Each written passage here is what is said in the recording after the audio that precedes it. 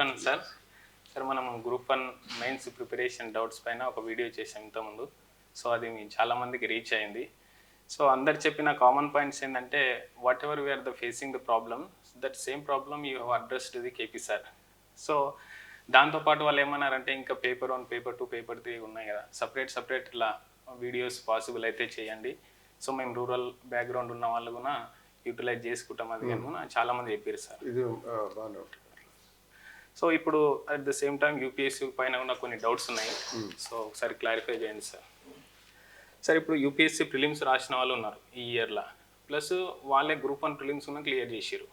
ఇప్పుడు మనకు సెప్టెంబర్ 20 నుంచి యూపీఎస్సీ మెయిన్స్ ఉన్నాయి, అక్టోబర్ 21 నుంచి టీఎస్పీఎస్సీ గ్రూప్ 1 మెయిన్స్ ఉంది, మనకు ఏపీఎస్సీ కూడా సెప్టెంబర్ 2 నుంచి స్టార్ట్ అవుతున్నాయి. సో యూపీఎస్సీ వాళ్ళు ఈ రెండింటిని ఎలా బ్యాలెన్స్ చేయొచ్చు అంటే తక్కువ టైంలో? అది ఇప్పుడు యాక్చువల్గా మనకి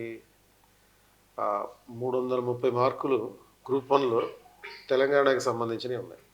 ఎస్, అంటే ఇండియన్ రిలేటెడ్గా ఉండేవి ఒక పార్ట్. అంటే మొత్తం 700 మార్క్స్లో ఇది 750 మార్క్స్లో 330 మార్క్స్ వరకు అంటే ఆల్మోస్ట్ సగం. Yes sir. కాబట్టి సివిల్ సర్వీస్కి సంబంధించిన అభ్యర్థులు ఎవరైతే ఉన్నారో కొంతమంది మెయిన్స్ రాస్తున్నారో వాళ్ళు ఇండియన్ పర్స్పెక్టివ్లో ఫస్ట్ కంప్లీట్ చేసుకుని సివిల్స్ 1 వీక్లో ఎగ్జామ్ అయిపోతుంది కాబట్టి ఆ వెంటనే ఈ గ్రూప్ 1 మెయిన్స్లో ఉండేటటువంటి తెలంగాణ పాయింట్ ఆఫ్ వ్యూలో చదువుకోవాలి. తెలంగాణ మూమెంట్ ఒక పేపర్ ఉంది, Telangana history, Telangana economy, Telangana geography. So ఈ 330 మార్కులు ఏదైతే ఉందో ఆ పార్ట్ మాత్రమే ఈ తర్వాత చదువుకుంటే బెటర్, సరిపోతుంది. మిగతా అంతా కామనే ఉంటుంది. సార్ ఇప్పుడు మనకు యూపీఎస్సీ ప్రిలిమ్స్లో మనకు ప్రిలిమ్స్ కానీ మెయిన్స్కి మనకు డిఫరెంట్ ఏముంది సార్ సబ్జెక్ట్ పరంగా కానీ? ప్రిలిమ్స్కి మెయిన్స్ సో సబ్జెక్ట్ పరంగా పెద్ద తేడా లేదు. అయితే కోర్ సబ్జెక్ట్ అంతా కామనే. ఓకే, కోర్ సబ్జెక్ట్ ఏంది? Polity, economy, history, geography. ఇది కోర్ సబ్జెక్ట్, ఇదంతా కామన్గానే ఉంది. తర్వాత మినీ సబ్జెక్ట్ అంటే సైన్స్ అండ్ టెక్నాలజీ, ఎన్విరాన్మెంట్, ఇది 50 మార్కులు పేపర్ 3లో ఉంటాయి. ఇది కూడా కామనే. అండ్ ఎథిక్స్ ఒకటి ఓన్లీ మెయిన్స్కి సంబంధించింది. అంటే ఇప్పుడు సపోజ్ పేపర్ 1లో పేపర్ వైజ్గా చూసుకుంటే మనం కొన్ని రికగ్నైజ్ చేయొచ్చు. పేపర్ 1లో social issues including urbanization. And తర్వాత మీకు పేపర్ 1లో కల్చర్ పార్ట్ ఉంది. మనకి ప్రిలిమ్స్లో కల్చర్ అని చెప్పకపోయినా కల్చర్ క్వశ్చన్స్ వస్తాయి. కాబట్టి అది కామన్ సబ్జెక్ట్గా హిస్టరీ కింద చూసుకోవాలి. వరల్డ్ హిస్టరీ ఒకటి ఉంటుంది పేపర్ 1లో, అది ఓన్లీ మెయిన్స్కి మాత్రమే సరిపోతుంది, ప్రిలిమ్స్కి అక్కర్లేదు. తర్వాత సొసైటీ పార్ట్ ఓన్లీ మెయిన్స్కి మాత్రమే. పేపర్ 2కి వచ్చిన తర్వాత మీకు ఇంటర్నేషనల్ రిలేషన్స్ అంత బ్రాడర్ పర్స్పెక్టివ్లో చదవాల్సిన అవసరం ప్రిలిమ్స్కి ఉండదు. అండ్ మళ్ళీ పేపర్ 3కి వచ్చేటప్పటికి ఇంటర్నల్ సెక్యూరిటీ, డిజాస్టర్ మేనేజ్మెంట్, ఈ రెండు ఎక్స్క్లూజివ్గా మెయిన్స్కి సంబంధించింది. పేపర్ 4లో మొత్తం ఎంటైర్ పేపర్ ఓన్లీ పేపర్ మనకి మెయిన్స్కి మాత్రమే సంబంధించింది. ఎథిక్స్ పేపర్ అయితే ఎక్కువ పార్ట్ మాత్రం కామన్గానే ఉంది. సో అయితే ప్రిలిమ్స్కి మెయిన్స్కి వేరియేషన్ ఎలా చూసుకుంటామంటే సిలబస్ కాకుండా క్వశ్చన్ అడిగే పద్ధతిలో వేరియేషన్ ఉంటుంది. కాబట్టి మనం కంపల్సరీగా యూపీఎస్సీ ప్రిపరేషన్లో కనీసం లాస్ట్ 10 years పీవైక్యూస్ చూసుకుంటే మనకి ఆ ప్రిలిమ్స్ మెయిన్స్కి తేడా ఎలా వస్తుందనే తెలిసిపోతుంది. అంటే ప్రిలిమ్స్లో ఓన్లీ బేసిక్ సబ్జెక్ట్ అడుగుతున్నాడు, మెయిన్స్లో విశ్లేషణ అడుగుతున్నారు. విశ్లేషణ అంటే ఏంటి? ఒక ఇష్యూ ఇచ్చి ఆ ఇష్యూలో ఉన్నటువంటి మంచి చెడు ఏంటో రాయాలి, పరిష్కార మార్గాలు చెప్పాలి. సో ఆ ఓరియంటేషన్లో ఇక్కడ చదవాలి. ఇక్కడేమో మన ప్రిలిమ్స్కి ఏమో వాట్ ఈజ్ వాట్ అనేది చదవాలి. ఇప్పుడు సపోజ్ 2024 పేపర్లో ఎథిక్స్ కమిటీకి సంబంధించిన ఫండమెంటల్ టాపిక్స్ని అడిగారు, బేసిక్స్ అడిగారు. మెయిన్స్లో మళ్ళీ ఎథిక్స్ కమిటీ మీద క్వశ్చన్ అడగచ్చు. How the ethics committee is functioning, అది సక్సెస్ అయిందా ఫెయిల్ అయిందా అనే పాయింట్ ఆఫ్ వ్యూలో మెయిన్స్లో పాలిటీలో అడుగుతారు. సో అలా ఇప్పుడు సపోజ్ అమెండ్మెంట్, రాజ్యాంగ సవరణ గురించి ప్రిలిమ్స్లో వెరీ ఫండమెంటల్ క్వశ్చన్ అడిగారు, అమెండ్మెంట్ అంటే ఏంటి. అండ్ మెయిన్స్కి వచ్చేటప్పటికి Indian constitution is combination of flexibility, rigidity, do you agree అని చెప్పి క్వశ్చన్ అడుగుతారు. Are there any limitations on the constitutional amendment powers of the parliament అనే పాయింట్ ఆఫ్ వ్యూలో దాన్ని ఆర్గ్యుమెంటేషన్ అడుగుతారు. సో ఆ వేరియేషన్ని మనం ఐడెంటిఫై చేసి ప్రిపేర్ అవ్వాలి. అంటే మన ప్రిపరేషన్లో ఫస్ట్ కాన్సెప్ట్ నేర్చుకోవాలి, ఆ తర్వాత పీవైక్యూస్ చూసుకోవాలి, అండ్ తర్వాత ఆన్సర్ రైటింగ్ ప్రాక్టీస్ చేయాలి. తర్వాత అప్పుడు మనకి కరెంట్ అఫైర్స్ ఏవైతే మన ప్రిపరేషన్లో భాగంగా వస్తాయో ఆ కరెంట్ అఫైర్స్ని యాడ్ చేసుకోవాలి. ఇలా ప్రిపేర్ అయినప్పుడు కాంప్రహెన్సివ్నెస్ వస్తుంది అనమాట. ఓకే. సార్ ఇప్పుడు చాలామంది అపోహ ఏంటంటే ప్రిలిమ్స్ క్వాలిఫై అయితే ఆప్షనల్ సబ్జెక్ట్ని ఒక్కటి ఫోకస్ చేస్తే అయిపోయి మనకు ర్యాంక్ ఈజీగా రావచ్చు అని అంటారు. ప్లస్ జిఎస్ కూడా అంతే ఇంపార్టెంట్ ఉండదా సార్? ఇప్పుడు మనకు బ్యాలెన్స్ ఎలా చేసుకోవాలి జిఎస్కి కానీ ఆప్షనల్కి కానీ? అంటే ఇప్పుడు ఎగ్జామ్ సైకిల్ ఎలా ఉందంటే మీకు ప్రిలిమ్స్కి ఎక్కువ టైం ఉంటుంది, అవును మెయిన్స్కి తక్కువ టైం ఉంటుంది. అవును అండ్ ప్రిపరేషన్ అవసరం లేని ఆల్మోస్ట్ ఇంటర్వ్యూకి ఏమో బాగా ఎక్కువ టైం ఉంటుంది. అవును సో ఇప్పుడు ఏం చేస్తున్నాం, ప్రిలిమ్స్ సపోజ్ ఫిబ్రవరిలో అప్లికేషన్ పెట్టుకుంటాం, మార్చి ఏప్రిల్ మే 3 నెలల టైం ఉంది. అది ఫిబ్రవరి నుంచి కలుపుకుంటే 4 నెలల టైం ఉంటుంది. బట్ మెయిన్స్కి మాత్రం 2.5 నెలల టైం ఉంటుంది రిజల్ట్ వచ్చిన తర్వాత చూసుకుంటే. సో ఇది ఏ షెడ్యూల్కి ఆ షెడ్యూల్ ప్రిపేర్ కాకుండా లాంగ్ టర్మ్ పెట్టుకుని కనీసం 1 ఇయర్ ముందే ప్రిపరేషన్ పెట్టుకుని ఓకే స్టార్ట్ చేసుకుంటే ప్రిపరేషన్ పెట్టుకుంటే మంచిది. అంటే ఫస్ట్ ఇయర్లో మీరు ఎప్పుడైతే వస్తారో ప్రిపరేషన్కి వచ్చినప్పుడు బేసిక్స్ అన్నీ కంప్లీట్ చేసుకోవాలి, కోచింగ్ ఏదైనా ఉంటే అది కంప్లీట్ చేసుకోవాలి. సెకండ్ ఇయర్లో ఓన్లీ రివిజన్ కోసం ఉపయోగించుకోవాలి. థర్డ్ ఇయర్లో ఎగ్జామ్ రాయాలి. ఓకే సో థర్డ్ ఇయర్లో ఫస్ట్ అటెంప్ట్ రాయాలి, అంటే ప్రిపరేషన్ 3వ సంవత్సరంలో. ఓకే ఆ ప్రిపరేషన్ 3వ సంవత్సరంలో ఎగ్జామ్ రాసినప్పుడు అది 1 ఇయర్ ఉంటుంది మళ్ళీ ఆ ఎగ్జామ్ సైకిల్ మొత్తం. అప్పుడేమవుతుందంటే మనకి ప్రిలిమ్స్ అయిపోయాక మెయిన్స్కి మనకి ఉన్నటువంటి 2.5-3 నెలల టైం ఏదైతే ఉంటుందో ఆ టైంలో ఓన్లీ రివిజన్ ఫోకస్ చేసుకుంటూ ఆప్షనల్ మీద, ఎథిక్స్ మీద, ఎస్ఏ మీద ఎక్కువ ఫోకస్ చేసుకుంటూ ప్రిపరేషన్ పెట్టుకోవాలి.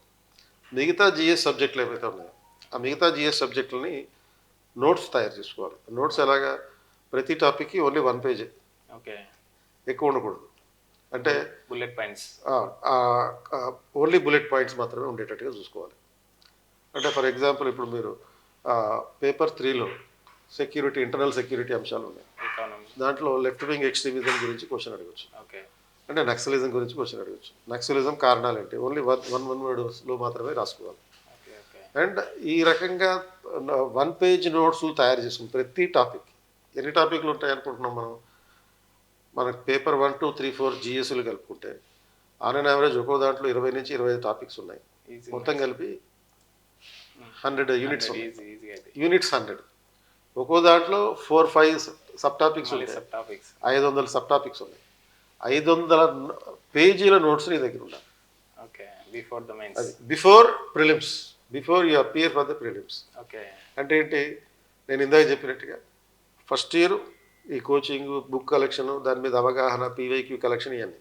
ఓకే సెకండ్ ఇయర్లో కాంప్రహెన్సివ్ ప్రిపరేషన్, ఓన్లీ రివిజన్ మాత్రమే. ఎగ్జామ్ రాసే ఇయర్లో, థర్డ్ ఇయర్లో మీకు ఓన్లీ ఈ షార్ట్ నోట్స్ ఏదైతే తయారు చేసుకున్నామో అవును సింగిల్ పేజ్ నోట్స్లు అవి రివిజన్.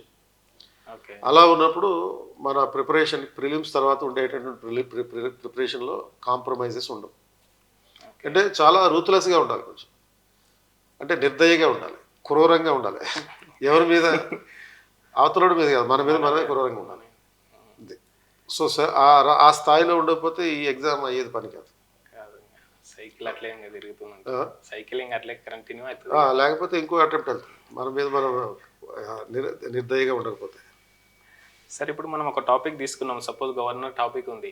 సో ఆ గవర్నర్ టాపిక్ని ప్రిలిమ్స్కి, మెయిన్స్కి, ఇంటర్వ్యూకి, సో అట్లా ఇంటర్లింకింగ్ ఎలా చేసుకోవచ్చు? ఇప్పుడు ఇంటర్లింక్ ఎలాగంటే ఫస్ట్ మనం గవర్నర్ మామూలుగా లక్ష్మీకాంత్ అందరూ చదువుతారు. Yes sir. అండ్ అందరూ లక్ష్మీకాంత్ చదివినప్పుడు అందులో ఉన్న బేసిక్ పాయింట్స్ ఏంటి, గవర్నర్ ప్రిలిమ్స్ కోసం ఉపయోగపడే విధంగా అపాయింట్మెంటు, టెన్యూర్ ఇటువంటి రాసుకుంటాం. ఓకే మెయిన్స్ కోసం ఉపయోగపడే విధంగా ఉండాలి అంటే మన నోట్స్ పీవైక్యూస్ చూడాలి ఫస్ట్. ఓకే చూసినప్పుడు మనకి ఏమర్థమవుతుంది, ప్రీవియస్ ఇయర్ క్వశ్చన్స్లో గవర్నర్కి సంబంధించినటువంటి ప్రశ్నలు ఏవైతే వచ్చినాయో ఆ ప్రశ్నలన్నీ ప్రధానంగా గవర్నర్ యొక్క డిస్క్రిషనరీ పవర్స్ మీద ఉన్నాయి. ఓకే సో ఆ డిస్క్రిషనరీ పవర్స్ గురించి పాయింట్లు రాసుకుంటాం. ఆ డిస్క్రిషనరీ పవర్స్ మీద సుప్రీంకోర్టు ఇచ్చిన జడ్జిమెంట్లు రాసుకుంటాం. ఆ డిస్క్రిషనరీ పవర్స్కి సంబంధించి సర్కారీ కమిషన్ రిపోర్ట్ ఏంటి, తర్వాత పూంచి కమిషన్ రిపోర్ట్ ఏంటి, సెకండ్ ARC ఏం చెప్పారు, ఇవన్నీ రిపోర్ట్ల కింద ఒక 3 పాయింట్లు రాసుకుంటాం. ఓకే అయిపోయింది దాంతో. అండ్ న్యూస్లో ఉన్నటువంటి అంశాలు ఎలాగో చూస్తుంటాం. అవును ఇప్పుడు 2023లో గవర్నర్ వ్యవస్థ న్యూస్లో ఉంది, అవును ప్రతి సంవత్సరం ఉంటూనే ఉంటుంది. ఈసారి దేనికి ఉంది అంటే 12 రాష్ట్రాల్లో గవర్నర్ ఇన్స్టిట్యూషన్ అనేది చాలా విమర్శలకు గురవుతుంది. దేని గురించి, గవర్నర్ ఛాన్సలర్గా ఉండాలా వద్దా, ఆ అంశం మీద క్వశ్చన్ రావచ్చు. ఓకే అండ్ తర్వాత రెండోది ఏంటి, గవర్నర్ బడ్జెట్ ప్రసంగంలో మార్పులు చేయవచ్చా చేయకూడదా, ఆ అంశం మీద క్వశ్చన్ రావచ్చు. Yes sir. అది సో ఇటువంటి ఎందుకంటే ఈ అంశాల మీద ఏంటి ఇవి న్యూస్లో ఉన్నటువంటి అంశాలు కాబట్టి. ఓకే వెస్ట్ బెంగాల్ లాంటి రాష్ట్రాల్లో గవర్నర్ని ఛాన్సలర్గా ఉండకూడదు అన్నారు. ఓకే దాని మీద సుప్రీంకోర్టు జడ్జిమెంట్ ఇచ్చింది. ఆ జడ్జిమెంట్ రిఫర్ చేయాలి. ఓకే అండ్ తర్వాత మనకి తెలంగాణలో తమిళసై గవర్నర్గా ఉన్నప్పుడు కూడా చాలా ఇష్యూస్ వచ్చాయి. లెజిస్లేటివ్ కౌన్సిల్కి నామినేషన్ చేయమని చెప్పి ఇద్దరిని పంపిస్తే వాళ్ళని తిరస్కరించడం జరిగింది. అవును ఆ అంశం కూడా కాంట్రవర్సీ అవుతుంది. అంటే ఈ అంశాలన్నీ మనం దృష్టిలో పెట్టుకున్నప్పుడు గవర్నర్ కూడా డిస్క్రిషనరీ పవర్ లిస్ట్ రాస్తూ ఎగ్జాంపుల్ తెలంగాణలో ఇలా జరిగింది, ఓకే గవర్నర్ ఛాన్సలర్గా ఉండాలా వద్దా అనే అంశం గురించి రాసేటప్పుడు ఎగ్జాంపుల్ వెస్ట్ బెంగాల్లో గవర్నర్ ఛాన్సలర్గా ఉండకూడదని చెప్పి బిల్లు పాస్ చేశారు. ఓకే ప్రాక్టికల్గా అది కుదరదు. ఈ ఎగ్జాంపుల్స్ రాసుకుంటూ పాయింట్ వైజ్గా పెట్టేస్తే మనకి మ్యాక్సిమం మార్కులు రావడానికి అవకాశం ఉంటుంది. ఎందుకంటే డిస్క్రిషనరీ పవర్స్ మీద మళ్ళీ క్వశ్చన్ అడుగుతారు అవును మళ్ళీ ఒకటి వస్తుంది. ఎప్పుడైనా సరే. సో బేసిక్ పాయింట్స్ ఏవైతే ఉన్నాయో అవేమో ప్రిలిమ్స్కి ఉంటాయి. Who appoint the governor, what is the tenure of governor, or governor salary ఏంటి, గవర్నర్కి పెన్షన్ ఎంత వస్తుంది. ఓకే ఇప్పుడు సపోజ్ గవర్నర్కి పెన్షన్ ఎంత వస్తుంది అని చెప్పి క్వశ్చన్ అడిగాడు అనుకో, um, answer none of the above ఉంటుంది. ఆ స్టేట్మెంట్ నెంబర్ 1 రాంగ్ అని ఉండాలి. ఎందుకని గవర్నర్కి పెన్షన్ ఉండదు కాబట్టి. ఓకే సో ఇప్పుడు గవర్నర్ని కేంద్ర ప్రభుత్వం తన ఏజెంట్గా చూస్తుంది. ఎస్ సార్ ఎందుకు చూడాలి? గవర్నర్ కేంద్ర ప్రభుత్వ ఉద్యోగి కాదు, స్టేట్ వాళ్ళు ఇచ్చే జీతం తింటలేదు. కనీసం పెన్షన్ అని ఇస్తారంటే పెన్షన్ కూడా ఇవ్వరు. Okay so there is no pension for the governor అనేటటువంటి పాయింట్ ఆఫ్ వ్యూ అనేది మనకి మెయిన్స్కి ఉపయోగపడుతుంది. గవర్నర్ పెన్షన్ ఎంత ఉందా లేదా అనేది ప్రిలిమ్స్కి ఉపయోగపడుతుంది. ఫిలిమ్స్కి సో దీన్ని సేమ్ ఇంటర్వ్యూకి ఎట్లా అడగొచ్చు సార్? ఇంటర్వ్యూలో గవర్నర్ వ్యవస్థ మీద అసలు ఉండాలా వద్దా, అసలు నీ అభిప్రాయం ఏంటంటారు. ఓకే ఇప్పుడు ఇది చదివేటప్పుడు Rajamannar committee recommended to abolish the post of governor అంటాడు. ఓకే అది చదువుతాం ఒక స్టేట్మెంట్లో. అప్పుడు ఆ ఓరియంటేషన్లో నిన్ను క్వశ్చన్ అడుగుతారు ఇంటర్వ్యూలో, గవర్నర్ని అనేసి the institution of governor should be abolished, what would you say అన్నప్పుడు of course sir Rajamannar committee has recommended this, but however it may not be very much suitable recommendation okay because of the need for federal balance whereby union government has to have a limited control over the state, so for which governor would be useful. There is a need for some reforms in the institution of governor అని చెప్పి ఒక 3-4 సెంటెన్స్లో చెప్పాలి. Okay అంటే ఇంటర్వ్యూలో ఆన్సర్లు చెప్పేటప్పుడు గుర్తుపెట్టుకోవాల్సింది ఏంటంటే ఎక్స్ట్రీమ్ సెంటెన్సెస్ వాడకూడదు. ఓకే ఎక్స్ట్రీమ్ సెంటెన్స్ అంటే ఏంటి, గవర్నర్ పోస్ట్ అబాలిష్ చేయాలి అని వాళ్ళు అన్నారు, నువ్వు కూడా yes it should be abolish అనకూడదు. అవును ఆర్ లేకపోతే దానికి ఆపోజిట్గా కూడా కాదు, governor post should not be abolished అన్నట్టుగా కూడా కాదు.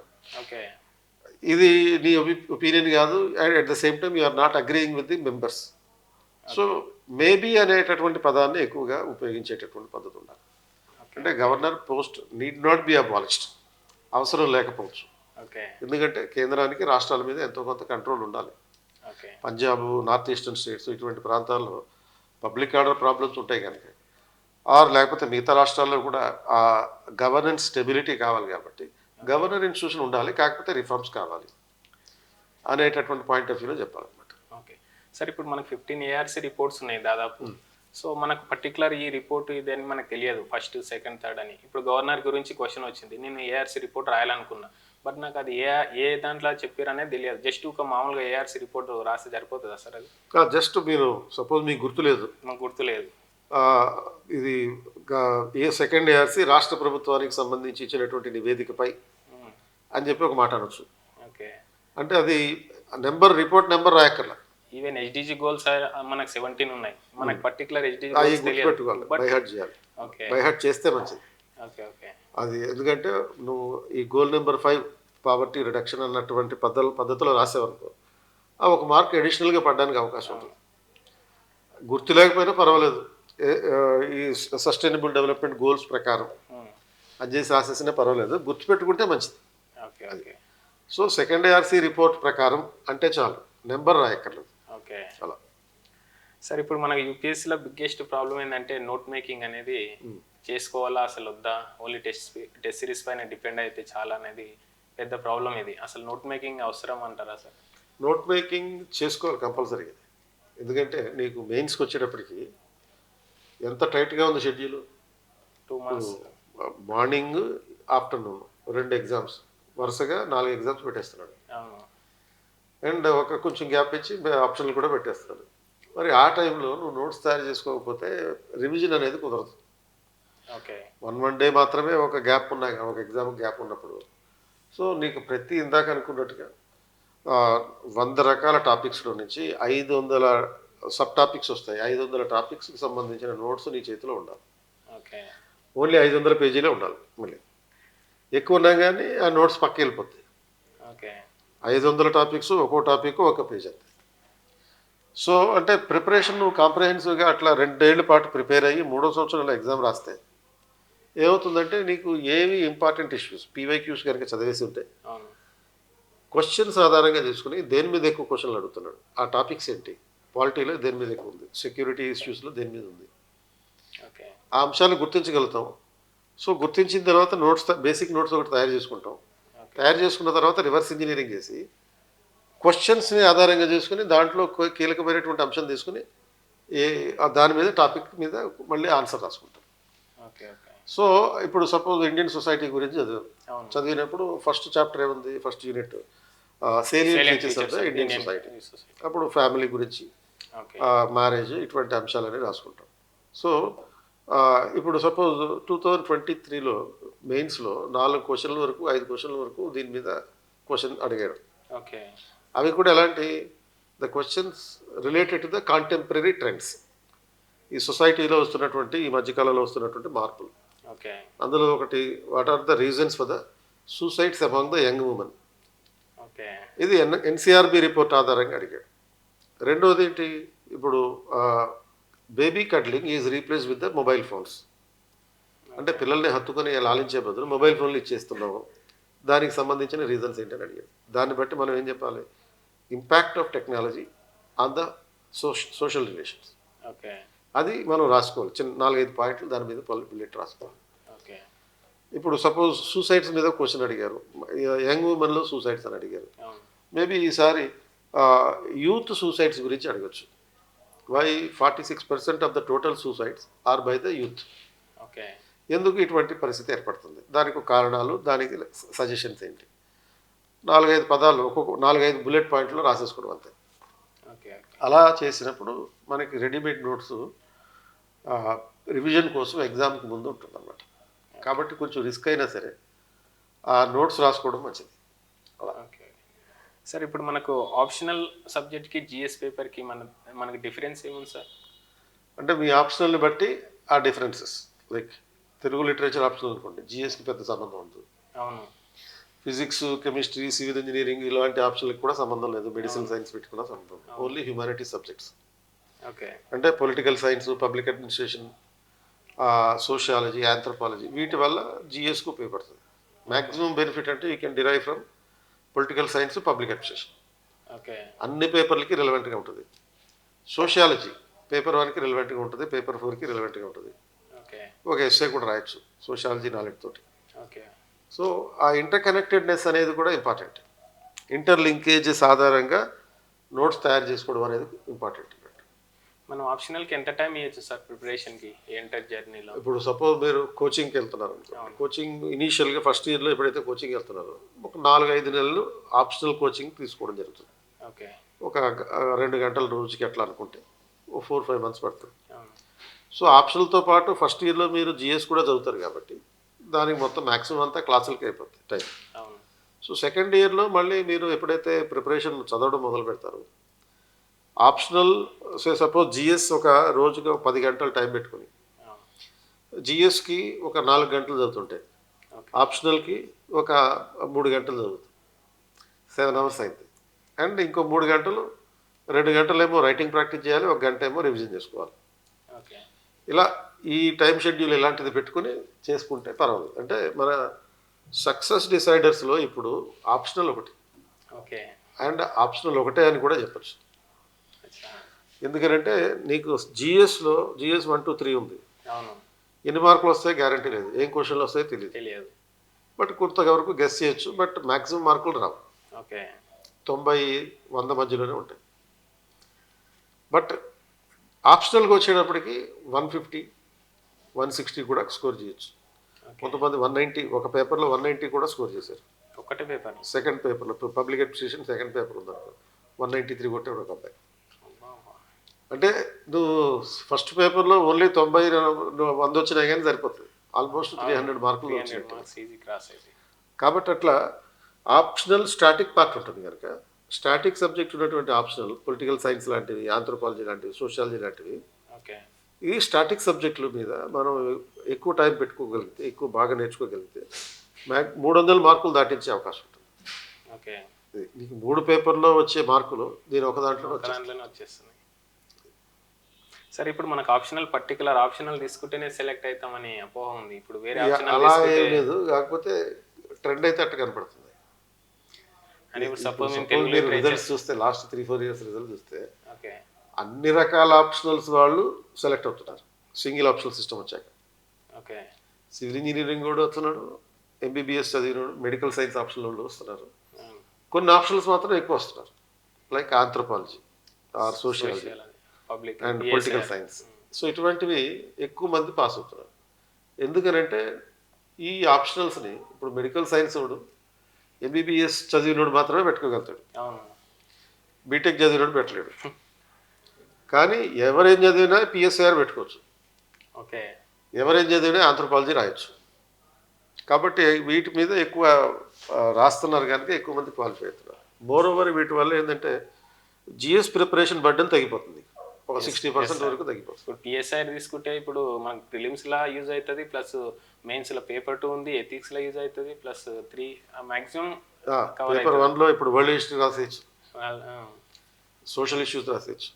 పేపర్ 3లో ఎన్విరాన్మెంట్ రాసేయచ్చు, డిజాస్టర్ మేనేజ్మెంట్. పేపర్ 2 సపరేట్ ఒకటి పాలిటీ ఉంది, ఇదే మొత్తం 100 మార్కులు. అది ఇంటర్నేషనల్ రిలేషన్ 50 మార్కులు కవర్ అయిపోతుంది, అది కవర్ అయిపోతుంది.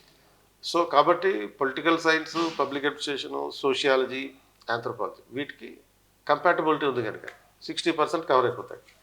ఓకే. ఓకే సార్, మనకు న్యూస్ పేపర్ కానీ కరెంట్ అఫైర్స్ని ఎలా చూడాలి సార్? ఇప్పుడు మామూలుగా ఎవరైనా కానీ హిందూ న్యూస్ పేపరే కంపల్సరీ ఫాలో అవ్వాలి, అది చదవకుంటే అసలు సెలెక్టే కాలేరు అంటారు. ఇప్పుడు హిందూ న్యూస్ పేపర్ కంప్లీట్ గవర్నమెంట్కి అగెనిస్ట్గానే రాస్తున్నాయి కదా సార్ ఆర్టికల్. ఇప్పుడు గవర్నర్ గురించి మీరు అన్నారు కదా, గవర్నర్ డిస్క్రిప్షన్ పవర్స్ లేవని హిందూ ఆర్టికల్ వేసారు. ఇప్పుడు ఆ కంటెంట్ని మనం రాయొచ్చా సార్ ఎగ్జామ్లో? అదే ఇప్పుడు హిందూ పేపరు ఈ మధ్యన దానికి ఉన్న సిగ్నిఫికెన్స్ అయితే తగ్గుతుంది, అంటే civil service examination point of view. ఆల్టర్నేటివ్గా ఎక్కువ మంది ఇండియన్ ఎక్స్ప్రెస్ చదువుతున్నారు. ఓకే. ఎందుకంటే ఆ ఇండియన్ ఎక్స్ప్రెస్లో కాన్సెప్చువల్ అనాలిసిస్ మాత్రమే ఉంటుంది, ఇలా ఎక్స్ట్రీమ్ స్టేట్మెంట్స్ వాడరు. ఓకే. అది ఎక్స్ట్రీమ్ స్టేట్మెంట్స్ వాడడం అంటే ఇలాంటివి there is no constitutional discretionary power అన్నట్టుగా ఉన్నటువంటి పరిస్థితి. కాబట్టి అటువంటి తప్పుడు వ్యవహారాలు ఇక్కడ ఉండవు, జస్ట్ ఓన్లీ ఏదైతే ఉందో అదే మాత్రమే చెప్తారు. అండ్ అంటే యూపీఎస్సీ ఏవి నువ్వు హిందూ పేపర్ చదవమని చెప్పలా, నువ్వు ఏ పేపర్ అయినా చదవచ్చు. ఆ కాన్సెప్ట్ ఏదైతే ఉంటుందో, ఈ ఇష్యూ ఏదైతే ఉంటుందో ఆ ఇష్యూ తెలుసుకోవాలి. సో ఇష్యూ తెలుసుకోవడం మాత్రమే ఇంపార్టెంట్, అంతే తప్ప ఇష్యూ అనాలిసిస్ అనేది నువ్వు చేసుకోవాల్సినటువంటిది. సో కాబట్టి ఓన్లీ ఏ పేపర్ చదివినా సరిపోతుంది. అండ్ కొంతమంది ఏం చెప్తారంటే సీనియర్స్ న్యూస్ పేపర్ చదవకపోయినా పర్లేదు, కరెంట్ అఫైర్స్ చదువుతాం కాబట్టి. అవునవును సార్. ఇప్పుడు టాపర్స్ నోట్స్ కంపల్సరీ ఫాలో అవ్వాలంటారు, కొందరు అవసరం లేదంటారు. నీ సొంతంగా నువ్వు ఏది క్రియేట్ చేసుకుంటావు నోట్స్ అదే ఫైనల్గా అంటారు. టాపర్ నోట్స్కి ఏదైనా ఇంపార్టెన్స్ ఉంటుందా సార్ మనకి ఈ ప్రిపరేషన్లో? సో టాపర్స్ నోట్స్ వలన ఏంటంటే మనకి ఒక అప్రోచ్ అనేది తెలుస్తుంది. మనం యాక్చువల్గా ఆ అప్రోచ్ స్ట్రాటజీ అందరూ ఫాలో అవుతారు, బట్ టాపర్ అవడం వల్ల అది సైన్స్ అవుతుందండి. అంటే అందరూ అనుసరించదగ్గదిగా మారుతుంది. ఇప్పుడు నేను చెప్పినవన్నీ సపోజ్ టాపర్లు చేసి ఉంటారు, చేయకపోయి ఉండొచ్చు, కానీ టాపర్ అవ్వచ్చు. కాబట్టి ఇప్పుడు టాపర్ అయినా ఫ్యాకల్టీ అయినా ఏం చెప్తారు, నోట్స్ తయారు చేసుకో, రివిజన్ చేసుకో, ప్రీవియస్ ఇయర్ క్వశ్చన్ చదువుకో, అండ్ వన్ లైనర్స్ తయారు చేసుకో, తర్వాత టెస్ట్ సిరీస్ రాయి, ప్రాక్టీస్ చేయి, ఇదే కదా. వాళ్ళ నోట్స్ చూసినప్పుడు ఏమవుతుందంటే ఒక పద్ధతి ప్రకారం వాడు రాసుకుని ఉంటాడు. అంటే ఈ ఎగ్జామ్కి కోరుకునేది ఏంటో యూపీఎస్సీ చెప్పేసింది, we need clarity of expression అని చెప్పారు.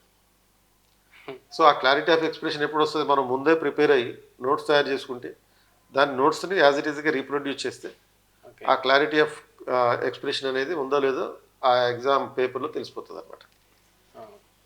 సార్ ఇప్పుడు తెలుగు మీడియం పరంగా తీసుకుంటే ఇప్పుడు చాలామందికి ప్రిలిమ్సే పెద్ద ప్రాబ్లం ఉంది, అందులో పర్టికులర్గా సీసాట్. సో వాళ్ళు ఈ ప్రిలిమ్స్ వల్ల చాలా మంది రాలేకపోతారు మన తెలుగు స్టేట్లో. సో దీన్ని ఎట్లా చూస్తారు? ఇది నిజంగానే పెద్ద ఛాలెంజ్. మెయిన్ ప్రాబ్లం ఇదే సార్. తెలుగు మీడియం వాళ్ళు చాలా మంది రావాలని ఉంది, కానీ ఇది పెద్ద మెయిన్ ప్రాబ్లం ఏంటంటే ఈ ప్రిలిమ్స్ గెటిన్ అవడమే పెద్ద ఇష్యూగా మారింది. సో దీన్ని ఎట్లా? సో తెలుగు మీడియం వాళ్ళకి అతి పెద్ద సవాల్ ఇది. సవాల్ సార్. సీసెట్ అనేది పెద్ద ఛాలెంజ్ అది. అయితే దీంట్లో మనకి తెలుగు మీడియం ప్రిపేర్ అయితే అడ్వాంటేజ్ ఏంటంటే తెలుగు పుస్తకాలు చదివితే అది తొందరగా అర్థమైపోవడం. అవును. అండ్ డిసడ్వాంటేజ్ ఏంటంటే ఆ బుక్స్ చదివినప్పుడు తొందరగా అర్థమైపోవడమే వీడి పెద్ద సవాల్. ఎందుకని ఒకసారి చదవగానే అర్థమైపోయింది కాబట్టి వీడు ఏం చేస్తాడు, రెండోసారి చదవడు. ఓకే. రివిజన్ చేయడం. రివిజన్ చేస్తుంటే బోరు కొడుతుంది. ఓకే. ఆ బోరు కొట్టడాన్ని ఎవడైతే అధిగమిస్తాడో వాడు సక్సెస్ అవుతాడు. సో ఈ సీసాట్ కోసం ఏం చేయాలి? ఇప్పుడు సీసాట్ కోసం ఏం చేయాలంటే ఫస్ట్ మళ్ళీ ప్రీవియస్ ఇయర్ క్వశ్చన్ ప్రాక్టీస్ చేయడం. ఓకే. అంటే వీఆర్ ఇప్పుడు చాలామంది అంటారు తెలుగు మీడియం స్టూడెంట్స్, నాకు ఇంగ్లీషు అర్థమవుతుంది కానీ మాట్లాడలేనంటారు. మెయిన్ అదే ప్రాబ్లం. అది మాట్లాడక్కర్లేదు, నువ్వు రాస్తే చాలు, చదివితే చాలు. ఓకే. నీకు అర్థమవుతుంది కదా, చదువుతున్నప్పుడు అర్థమవుతుంది. నాకు అర్థమవుతుంది కానీ మాట్లాడడం రాదు అంటున్నా, నువ్వు చదువుతున్నప్పుడు అర్థమవుతుంది కదా. అవును. సో కాబట్టి దాని మీద కొంచెం ప్రాక్టీస్ చేయి. సో ఈ ప్రాక్టీస్ చేయకుండా ఇది నాకు ప్రాబ్లం అనుకుంటే మాత్రం కరెక్ట్ కాదు. ఎందుకంటే కొంతమంది రీజనల్ మీడియంస్తో కూడా చాలామంది క్లియర్ చేస్తున్నారు. సో ఇప్పుడు మ్యాథ్స్ ప్రాబ్లం కూడా ఉండొచ్చు. ఎందుకంటే mostly science Telugu medium background students non maths background ఉండే అవకాశం. Science, social, maths. కాబట్టి దానికి కూడా మళ్ళీ ప్రాక్టీస్ తప్ప ఇంక వేరే ప్రత్యామ్నాయం ఏం లేదు. ఓకే.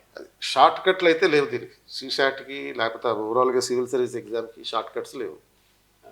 చాలా మందికి ఏంటంటే అసలు తెలుగు మీడియంలో సివిల్ సర్వీస్ రాయొచ్చా, అసలు ఉందా ఎగ్జామ్ ఉంది అసలు. చాలా మందికి ఇది అపోహ ఉంది. మనం బయట ఎక్కడన్నా నేను తెలుగులో ప్రిపేర్ అవుతున్నాం అంటే ఏదో వాళ్ళకైతే ఉగ్రవాది లాగా చూస్తారు. తెలుగు మీడియంలో చదువుతారా, అసలు ఏడా ప్రిపేర్ అయ్యారు అంటే ఎవరు సెలెక్ట్ అయితే లేరు, అసలు మీరెందుకు అట్లా తీసుకున్నారని అది బయట కూడా చాలా అపోహ ఉంది సార్ ఈ తెలుగు మీడియం. అసలు తెలుగు మీడియంలో రాయొచ్చా సార్? తెలుగు మీడియంలో అంటే ప్రిలిమ్స్ అయితే క్వశ్చన్ పేపర్ ఇంగ్లీష్ హిందీలోనే ఉంటుంది. ఓకే. ఇక మెయిన్స్కి వచ్చేటప్పటికి question paper only English and హిందీలోనే ఉంటుంది, తెలుగులో ఉండదు. క్వశ్చన్ పేపర్ అయితే తెలుగులో ఉండదు. ఓకే. బట్ మెయిన్స్లో ఆన్సర్లు తెలుగులో రాయొచ్చు. ఇక ప్రిలిమ్స్లో ఎలాగో మల్టిపుల్ చాయిస్ క్వశ్చన్ కాబట్టి బబ్లింగ్ చేసేది కాబట్టి మీడియం ప్రాబ్లం ఉండదు. మెయిన్స్లోనే మీడియంతో ప్రాబ్లం ఎప్పుడు వస్తుంది అంటే నువ్వు ఆన్సర్స్ రాయడం తెలుగులో రాయొచ్చు. కాబట్టి తెలుగు మీడియం వాళ్ళు ఏం చేయాలంటే తెలుగు లిటరేచర్ లాంటి దాన్ని ఆప్షన్గా పెట్టుకోవచ్చు, ఆర్ పిఎస్ఆర్ లాంటిది ఆప్షన్గా పెట్టుకోవచ్చు. ఇప్పుడు రీసెంట్గా ఉదయ కృష్ణారెడ్డి అని కానిస్టేబుల్ సార్ ఆయన. సో ఆయన డిఎస్పీ ఎవరో తిట్టిరని చెప్పేసి రిజైన్ చేసి రాసిండు. తెలుగులోనే మెయిన్స్ రాసిండు, తెలుగులోనే ఆప్షనల్ రాసిండు, ఇంటర్వ్యూ కూడా తెలుగులోనే చేసిండు. 780 ర్యాంక్ కూడా వచ్చింది సార్. అయితే అది బయటికి మనకు తెలుగు మీడియం ప్రచారం ఎక్కువ అవ్వట్లేదు. సో దానివల్ల చాలా కంటెంట్ నాలెడ్జ్ ఉన్నా కానీ ఇది మెయిన్ ఇంగ్లీష్లో రాయాలి, మనం ఇంగ్లీష్లో ప్రిపేర్ అవ్వాలని దాంతో వెనుకబడి పోతున్నాడు సార్. సో దానికి మెయిన్ ప్రాబ్లం. ఇంకో ఆప్షన్ కూడా ఉంది మీకు, ఈ కొత్తగా ఈ సంవత్సరం నుంచి పెట్టినట్టున్నారు. ఓకే. మీరు ఎగ్జామ్ ఇంగ్లీష్లో రాయొచ్చు, ఓకే, ఇంటర్వ్యూ తెలుగులో చేయొచ్చు. ఆ రకమైన అవకాశం కూడా ఉంది. ఎగ్జామ్ తెలుగులో రాయొచ్చు, ఇంటర్వ్యూ ఇంగ్లీష్లోనూ చేయొచ్చు. ఓకే. ఆ ఎగ్జామ్ తెలుగులో రాసి ఇంటర్వ్యూ కూడా తెలుగులో చేసే అవకాశం ఉంది.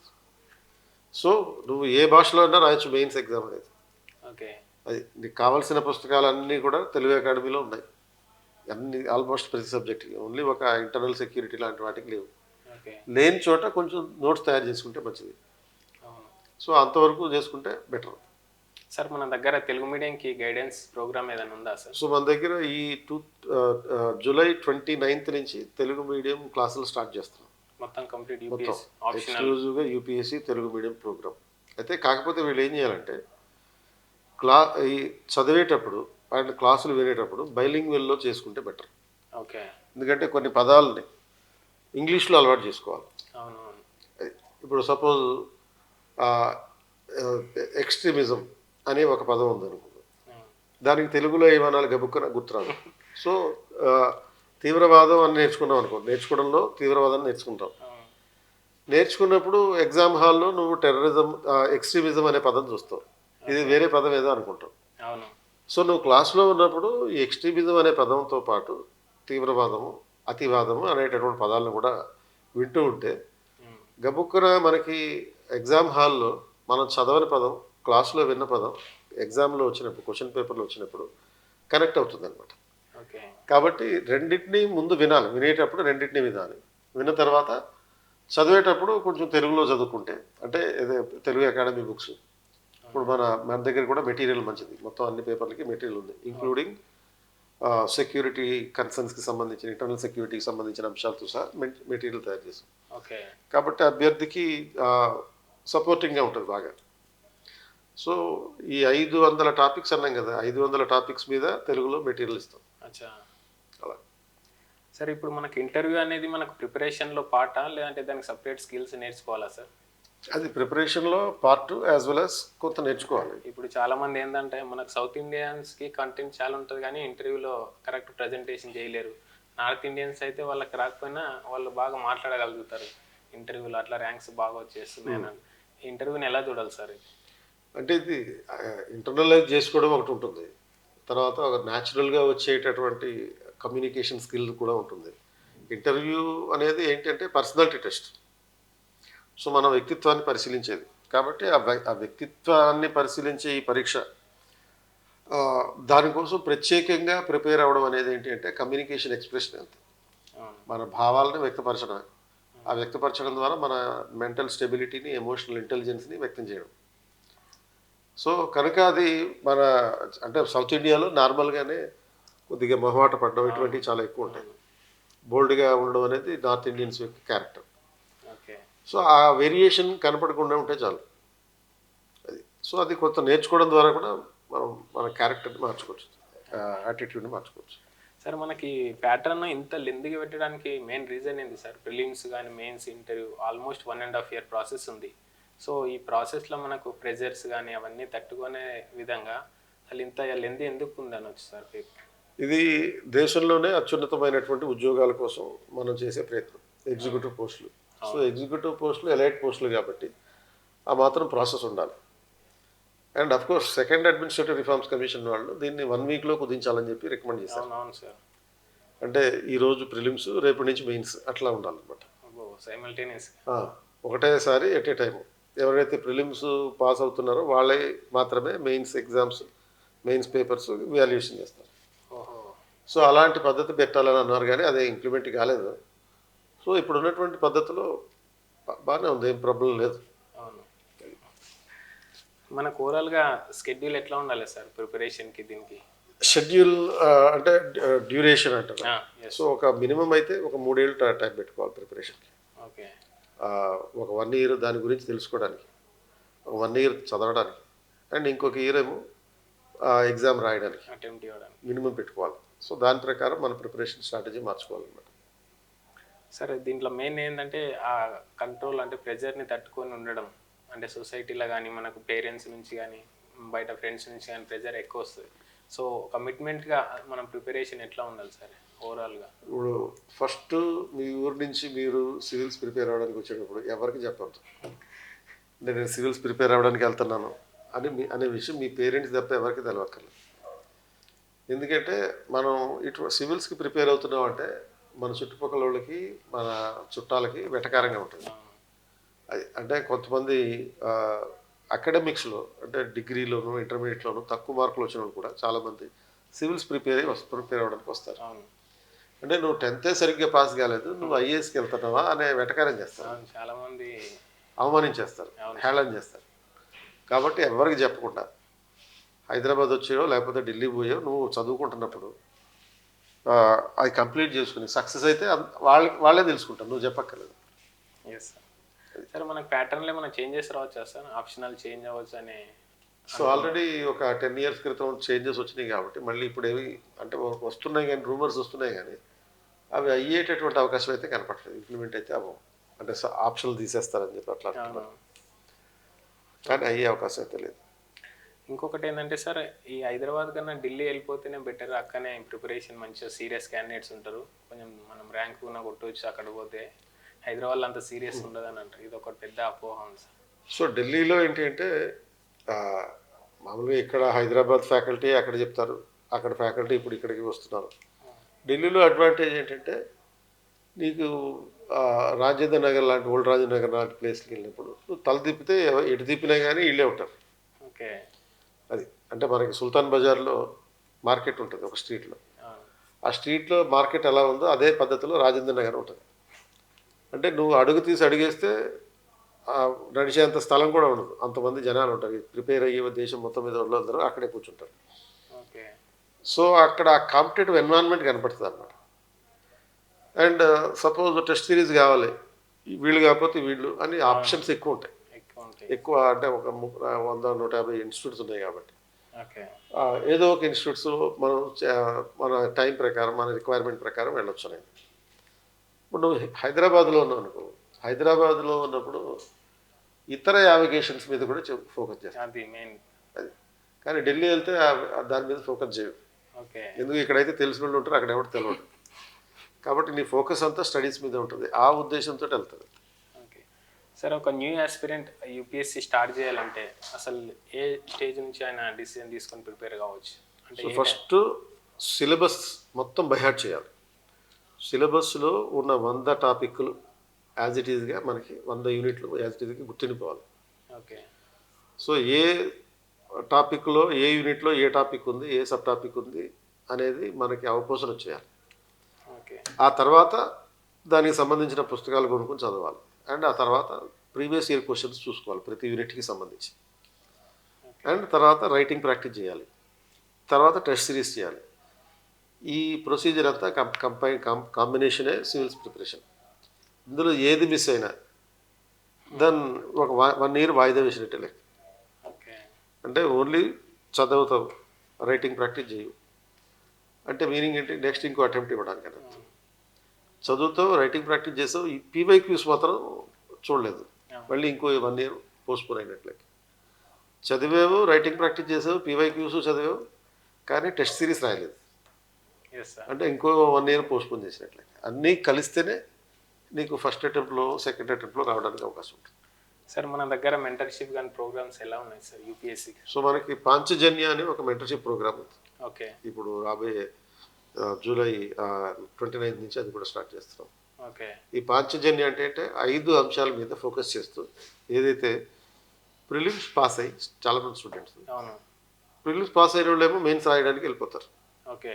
ప్రిలిమ్స్ పాస్ కానాడు అంత 1 year నుంచి ప్రిపేర్ అయ్యి ప్రిలిమ్స్ రాసి పాస్ కాకపోతే అవును 3 నెలలు టైం వేస్ట్ చేస్తాడు. ఓకే. అలాంటి వాళ్ళ కోసం ఈ పాంచజన్య. ఇది ఏం చేస్తారు వీళ్ళు, దేని మీద ఇగ్నోర్ చేశారంటే సీసాట్. పాంచజన్యలో ఒక ఏరియా కంపల్సరీగా సీసాట్ మీద ప్రతిరోజు డైలీ ప్రాక్టీస్. ఓకే. రెండోది కరెంట్ అఫైర్స్, న్యూస్ పేపర్ కాకుండా కరెంట్ అఫైర్స్. ఓకే. మూడోది జనరల్ ఎస్సే. సో ఎందుకంటే మన సక్సెస్ డిసైడర్లో ఆప్షనల్ తర్వాత జనరల్ ఎస్సే. నాలుగోది ఎథిక్స్. సో ఎథిక్స్ కూడా మనం మ్యాక్సిమం మార్కులు సాధించవచ్చు, 120, 140 వరకు కొట్టచ్చు. ఓకే. అండ్ ఐదవది రైటింగ్ ప్రాక్టీస్.